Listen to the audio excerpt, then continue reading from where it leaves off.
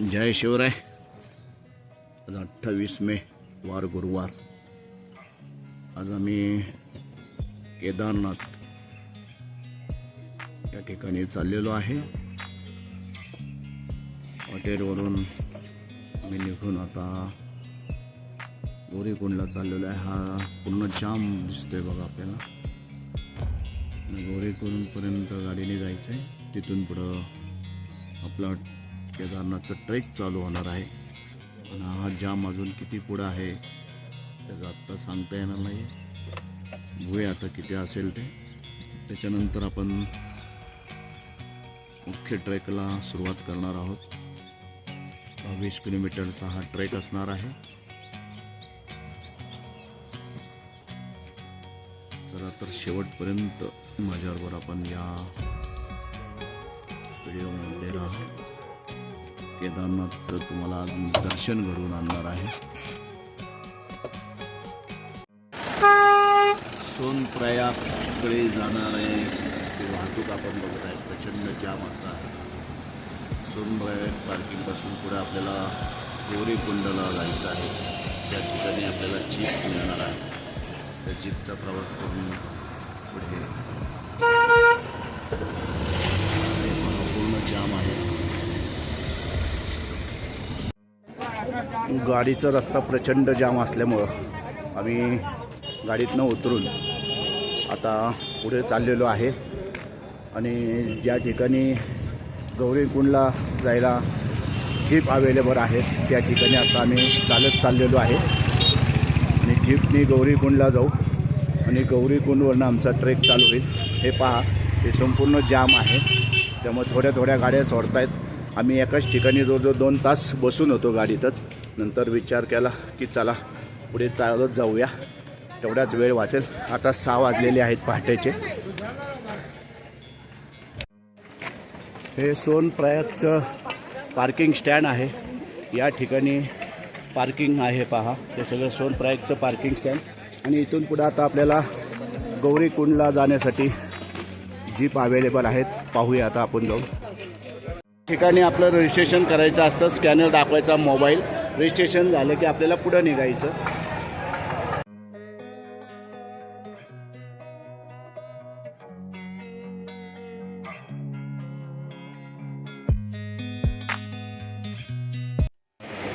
आत्ता आपण सोनप्रयागला आलेलो आहे आणि पुढं आता आपल्याला गौरीकुंडला जाण्यासाठी जीप अवेलेबल असतात। तर आता आपण जीप पाहूया तिथून कशी आहे ते। हे पहा, हा ब्रिज क्रॉस करून पुढे आल्यानंतर आपल्याला या ठिकाणी पुढे जीप्स आहेत पहा तिथे।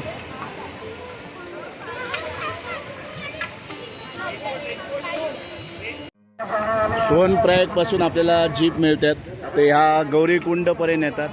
हा पहा, या जीप आपल्याला या ठिकाणी सोडतात आणि आता इथून पुढे आपला ट्रेक चालू होणार आहे। चला बघूया आता आपण। मार्गावरती असे ट्रॉलीसुद्धा काही जण घेऊन येत आहेत। काय घेतात कसे माहीत नाही आता ट्रॉली चालवल्यावर।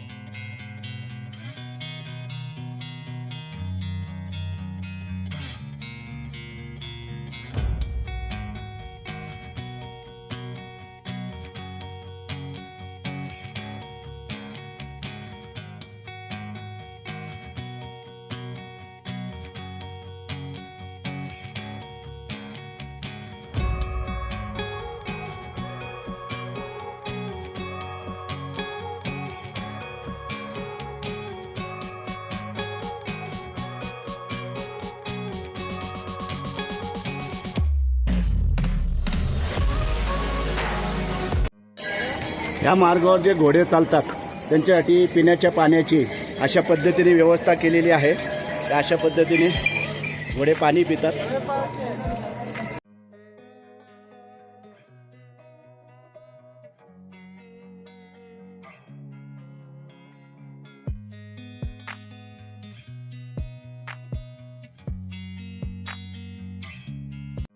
आपण सोनप्रयागच्या पार्किंगपासून चालायला चालू केलं होतं. साधारणतः 1.25 किलोमीटरवरती आपल्याला ही पहिली कमान दिसत आहे.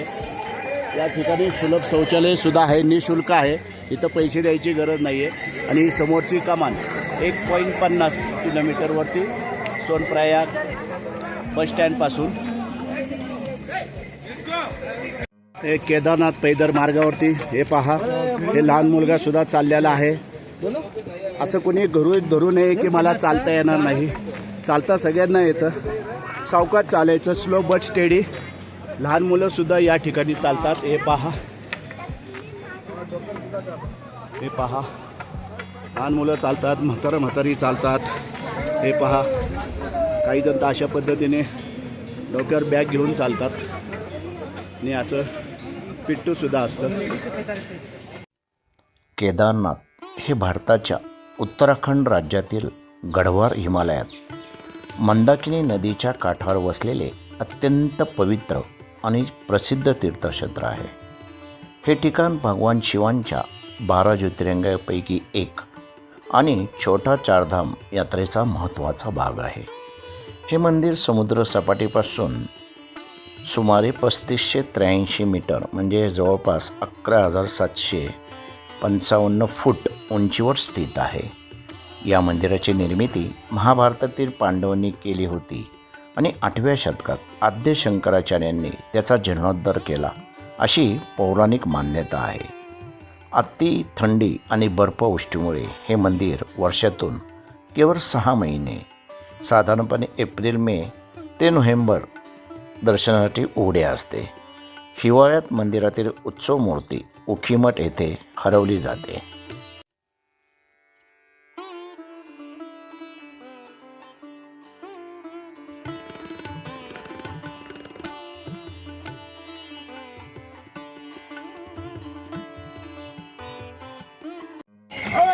गौरीकुंडाला आपल्याला ज्या ठिकाणी जीप सोडली होती तिथून पुढं 4 किलोमीटर अंतर पार करून चिरवासा भैरवनाथ या ठिकाणी आत्ता मी पोचलेलो आहे. साधारणतः 4 किलोमीटर अंतर झालेलं आहे आणि आता चिरवासा भैरवनाथ आपल्याला या ठिकाणी पाहायला मिळत आहे. आता आपण भैरवचं दर्शन घेऊया आणि गौरीकुंडपासून साधारणतः 4 किलोमीटर अंतर पार करून आपण या ठिकाणी आलेलो आहे. हे आहे भैरव. या भैरवचं आता आपण दर्शन घेऊयात. जय भैरव, जय भैरवनाथ, जय भैरवनाथ.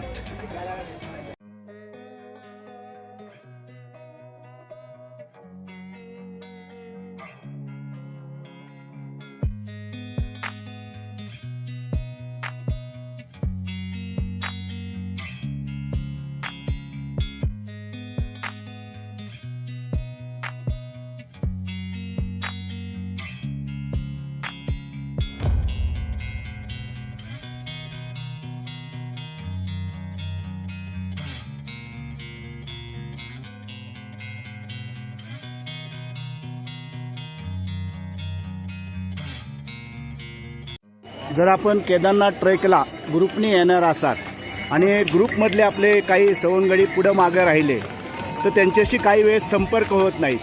तर ते विचारतात असतात तुम्ही कुठं आहे. तर एकच खूण लक्षात ठेवायची, हा जो खांब दिसतोय त्या खांबावरचा नंबर त्यांना सांगायचा. हे पहा 166 असं प्रत्येक ठिकाणी खांबावरती नंबर आहे. तुम्ही त्यांना सांगू शकता की मी ह्या खांबाच्या नंबरवरती आहेत, मग ते तुम्हाला कॉन्टॅक्ट करू शकतात. हे लक्षात ठेवा. केदारनाथ येताना ट्रेक कुठल्याही रीडवरती जाऊ नका. प्रत्येक रीडवाला आपला व्ह्यू वाढवण्यासाठी, आपलं व्ह्यूज वाढवण्यासाठी लोकांना दिशाभूल करत असतात की गर्दी खूप आहे, चालता येत नाही. तसं काही नाही आहे. अतिशय व्यवस्थितपणे चालता येतं आहे, कुठेही गर्दी नाही आहे. आपण पालखीला जातो, पालखीलासुद्धा गर्दी असते. गर्दी नाही असं म्हणता येत नाही, परंतु चालताना कुठेही तुम्हाला गर्दी लागत नाही आहे. कुठल्याही रीडवरती विश्वास ठेवू नका. अवश्य या ठिकाणी.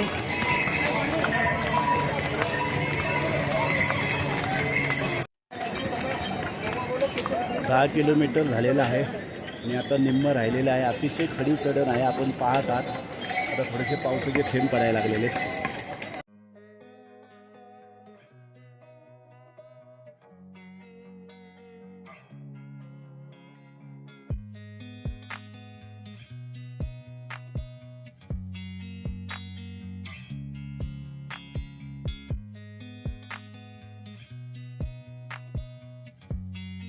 या ठिकाणी संपूर्ण जाम झालेला आहे, जायला अवघड झालेला आहे, संपूर्ण जाम लागले आता.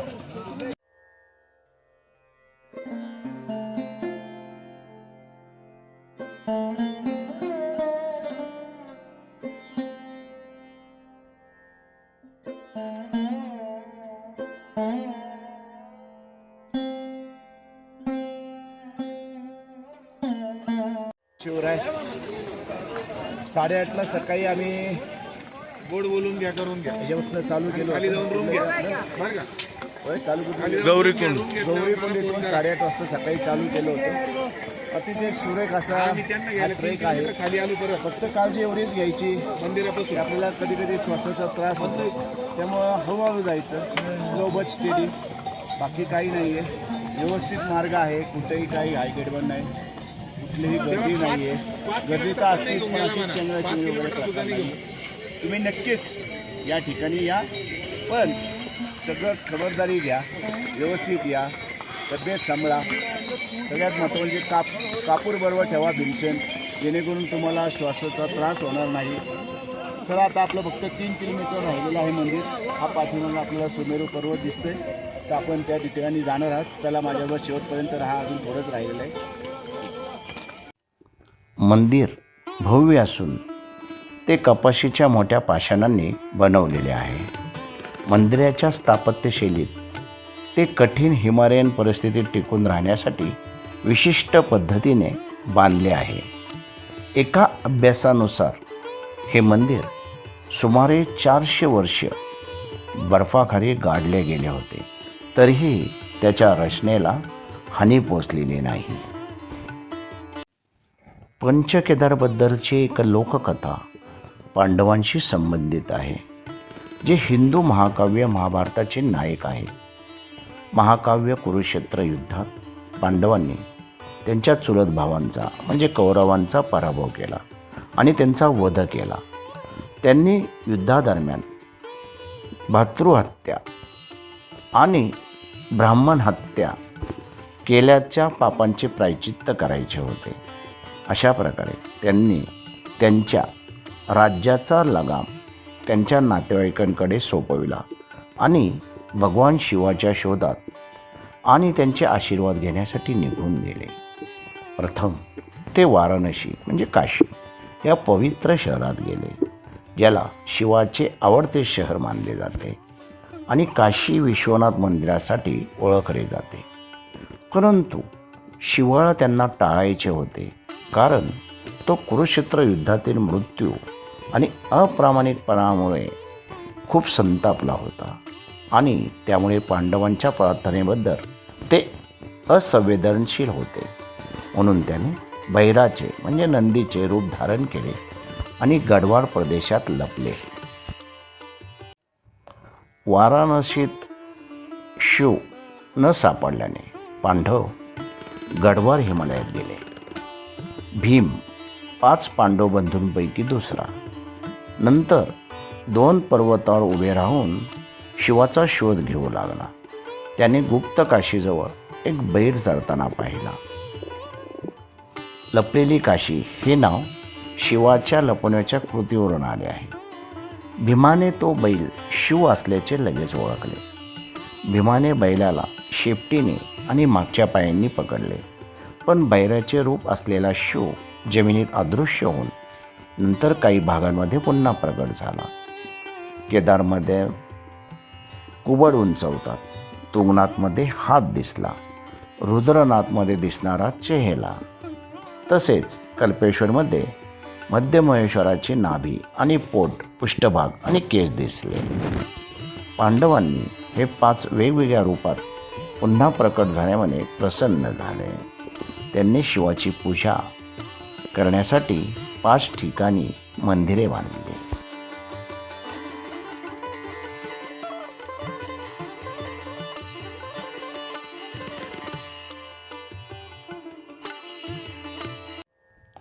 केदारनाथ हे पंचकेदारांपैकी एक आहे, जिथे भगवान शंकरांच्या वेगवेगळ्या भागांची पूजा केली जाते.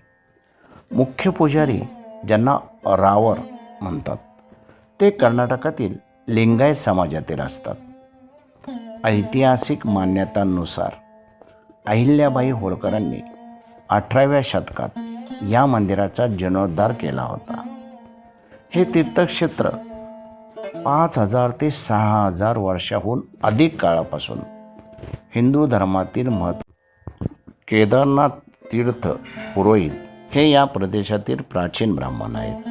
त्यांचे पूर्वज ऋषीमुनी नरनारायणाच्या काळापासून लिंगाची पूजा करत आहेत. पांडवांचा नातू राजा जनमेजय याने त्यांना या मंदिराची पूजा करण्याचा अधिकार दिला आणि तेव्हापासून ते यात्रेकरूंची पूजा करत आहेत. 2013 साली उत्तराखंडमध्ये आलेल्या विध्वंसक पुरामध्ये केदारनाथ गाव पूर्णपणे वाहून गेले व मंदिर परिसराचे देखील मोठे नुकसान झाले. परंतु दगडी केदारनाथ मंदिराला मात्र धक्का पोचला नाही. 3583 मीटर म्हणजे जवळपास 11,755 फूट उंचीवर गंगेची उपनदी मंदाकिनी नदीच्या किनाऱ्यावर असलेले हे मंदिर अज्ञात तारखेची दगडी इमारत आहे. मूळ केदारनाथ मंदिर कोणी व केव्हा बांधले हे निश्चित नाही. केदारनाथ या नावाचा अर्थ क्षेत्राचा स्वामी आहे. हे संस्कृत शब्द केदार आणि नाथ म्हणजे प्रभू पासून आले आहे.